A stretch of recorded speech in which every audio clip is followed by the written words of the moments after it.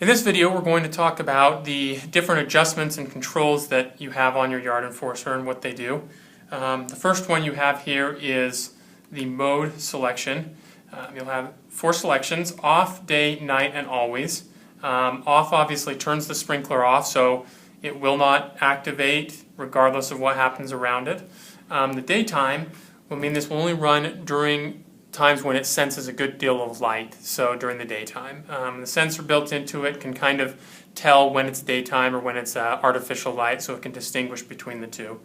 Nighttime is the opposite. It will only go on when it's night and it senses movement.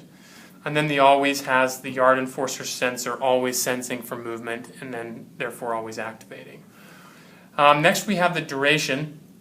That dictates how long the spray will go each time some kind of movement sets it off. So if you go all the way down, you're only going to have a few seconds, whereas if you go all the way up, you could have as much as 30 seconds for each time that some kind of movement sets it off.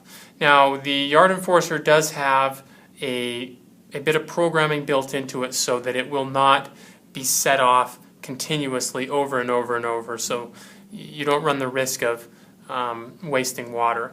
Another sensor that it has is it's able to detect when the movement is sort of continuous, such as a branch on a tree that's blowing in the wind back and forth. It will be able to detect that that's just something that's happening all the time and it's not actually anything it needs to worry about or set off for. So that's that one. Next you have range, and that's the range of the sensor. That's how far out it will actually sense for movement. So you can set it all the way up, and that will get a good distance, upwards of 50 feet, and all the way down will keep it much tighter.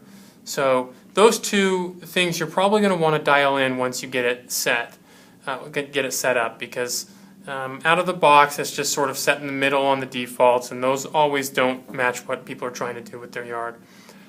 Here we have a 30-minute water cycle button, and that allows the yard enforcer to be used as just a regular sensor, or sorry, as a regular sprinkler for a 30-minute duration. So if you have your yard enforcer set up to go on during the night, and you said you wanted to water for 30 minutes before it started its kind of seeking mission, you would hit this button and it will start watering for 30 minutes. It's got a timer built into it that will count down, and once it gets to the end of the cycle, it will stop watering then, and then it will turn into sensor-only mode. So it will only activate when it senses movement.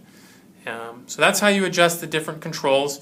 If you wanted to articulate the sprinkler, there is a knob here that lets you pivot the head down or up to kind of get just the right, just the right setting for whatever the outlay of your yard requires.